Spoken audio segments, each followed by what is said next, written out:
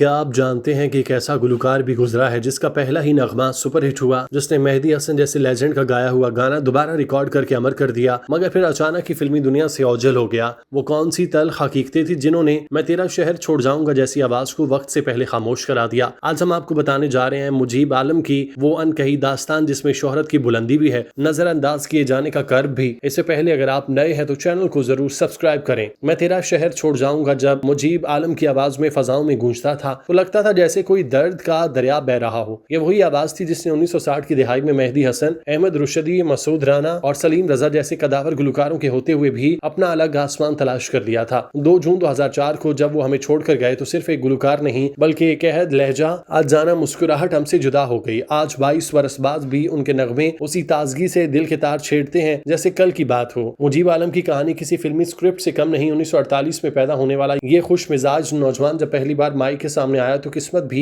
उस पर मेहरबान हो गई। उसका पहला ही गाना ऐसा हिट हुआ कि रेडियो सैलोन से लेकर लाहौर के स्टूडियोज तक उनका नाम गूंजने लगा। 1964 में फिल्म नरगिस से आगाज किया मगर वो फिल्म तनाज़ात की भेंट चढ़ गई। किस्मत ने फिर पलटा खाया और 1966 में फिल्म जलवा का कोई जाके उनसे कह दे रिलीज होते ही जुबान ज़दियाम हुआ। महफिलों में, रेडियो पर हर जगह यही सदा थी। फिर चकोरी का वो मेरे सामने तस्वीर बने बैठे हैं आया और मुजीब आलम रातों रात सुपरस्टार बन गए। इस गाने पर निगार अवार्ड मिला और नदीम जैसे हीरो की पहचान भी इसी गाने से बनी। असल कहानी तो फिल्म शम्मा और परवाना के उस लाजवाब नगमे की है जिसने मुजीब आलम को अमर कर दिया। मौसीकार निसार बज़मी ने यह गाना पहले शहनशाह गजल मेहदी हसन से रिकॉर्ड कराया, मगर रात की थकन या किसी और वजह से मेहदी हसन साहब की परफॉर्मेंस से बज़मी साहब मुतमईन ना हुए। अगली सुबह उन्होंने मुजीब आलम को स्टूडियो तलब किया। मेहदी हसन जैसे लेजेंड का गाया हुआ गाना दोबारा रिकॉर्ड करना अपने आप में एक बड़ा चैलेंज था। मुजीब आलम घबराए जरूर मगर बज़मी साहब के हौसले ने उन्हें संभाला दिया। जब उन्होंने मैं तेरा शहर छोड़ जाऊंगा रिकॉर्ड कराया तो स्टूडियो में सन्नाटा छा गया। बज़मी साहब की आंखें नम हो गईं। उन्होंने मुजीब को गले लगाकर फिल्म के बाकी सारे गाने भी उनके हवाले कर दिए। फिल्म रिलीज हुई तो उसमें एक गाने ने बॉक्स ऑफिस पर धूम मचा दी।